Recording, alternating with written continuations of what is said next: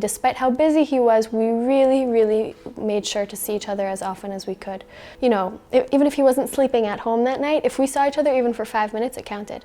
But it was not easy. It was not a typical marriage. Because we don't see each other every single day, we don't at all take for granted the time that we do have together.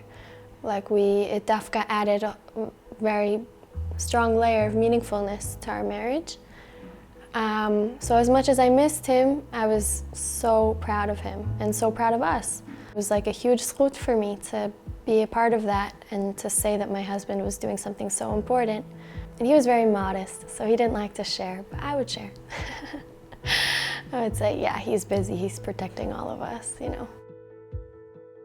My name is Senai Guedalia. I grew up in Boston. I moved here during my year in seminary. I grew up going to Camp Moshava. It was my favorite place to be. I would wait every single year to be there. And when I was 14, I went home after that summer and I said, I'm making Aliyah. We're all making Aliyah. And by the time that I came here for seminary, I knew that it was what I was going to do. So I was just waiting for my parents to give me the green light. And they gave me the green light the day before, and then I made Aliyah. Yosef had a lot of respect for people who made Aliyah. He would tell me, you made Aliyah on your own. Like, that's the bravest thing. He was very proud. He would tell people, like, she made Aliyah. I met Yosef when we were in camp together, the summer after seminary. Yosef grew up in Beit Shemesh. He was born in Yerushalayim. Loved surprises.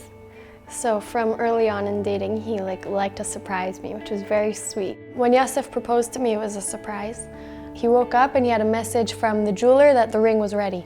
He said, oh, the ring is ready, it's a Thursday, I'm getting out of the army today. He said, I think we'll go to a concert in Beit Shemesh, so wear concert clothing. And he also said, we're gonna take a picture with my drone for my friend's birthday.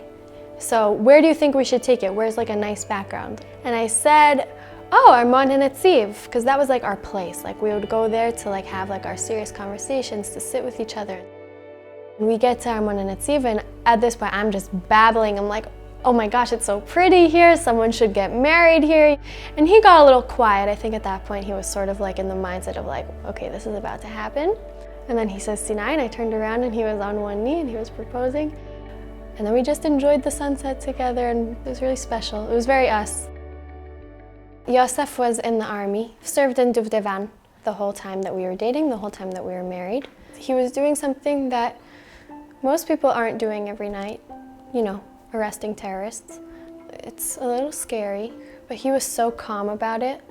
So at first I think it was like, wow. But eventually it stopped being something scary and more something that I was proud of him for doing. So I'll start from the day before. It was Friday, October 6th. We went to the food trucks in Shoresh.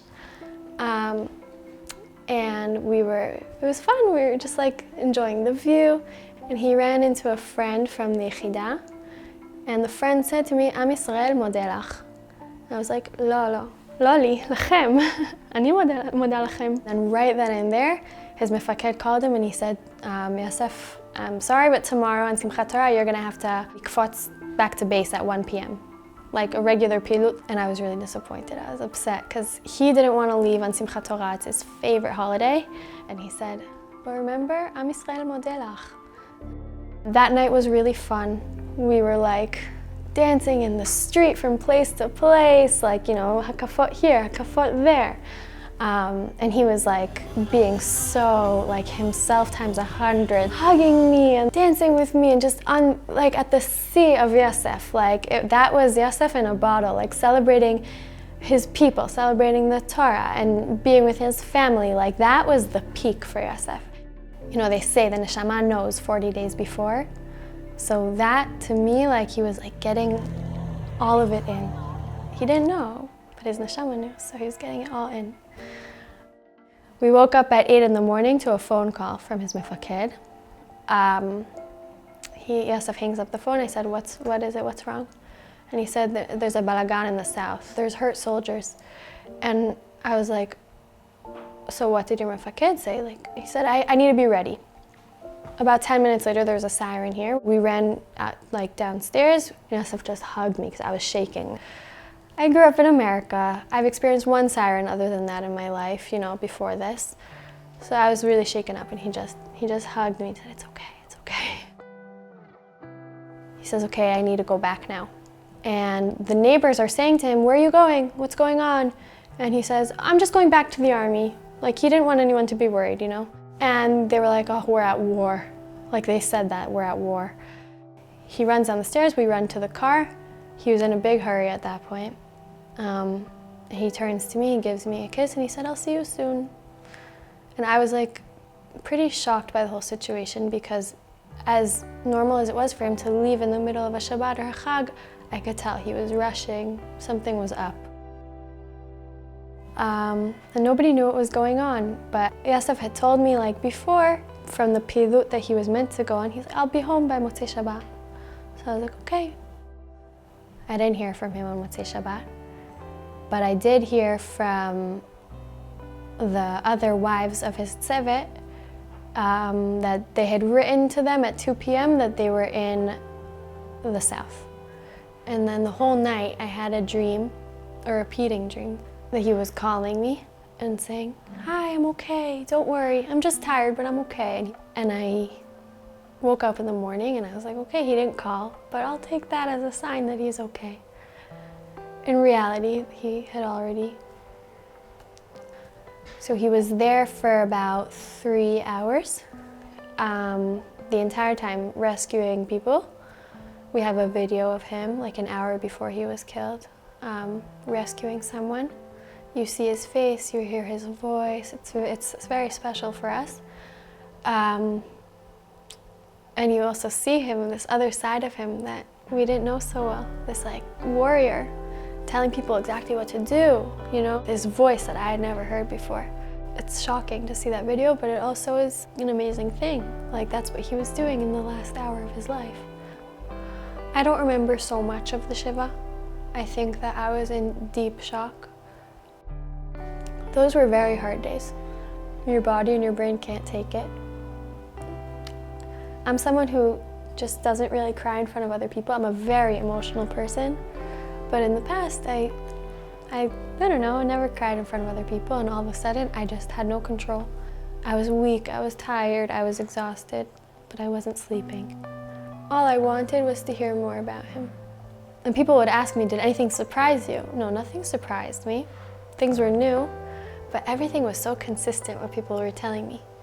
Nothing was like, "Oh, that's strange, I wouldn't expect that." No, it was so him, everything that we heard. It's not stam that he was surrounded by so many good people. It means a lot about him.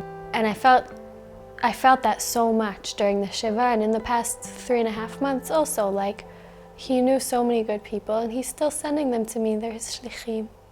They bring little pieces of him every time. I feel very lucky. I knew Yosef was so special when he was here. And we would say to each other, "We're so lucky. We're so lucky." I feel like it sounds unrealistic, but we were always so happy. We're always laughing, I know now what happened, and I wouldn't change a thing. If I changed it, what would happen, I have no right to change things. But zachiti, to have them while I had them, I would never live anywhere else than here. It's my home. Yosef was so special in the sense that he saw good, he acted towards it, he believed in it, he did good. And that has really stayed with me. It pushes me all the time. Sometimes when I do something that's hard for me, I say, "Are you proud?" I hear him say, "I'm so proud of you." There's nothing like hearing that. Physically, but it's still I hear him say to me,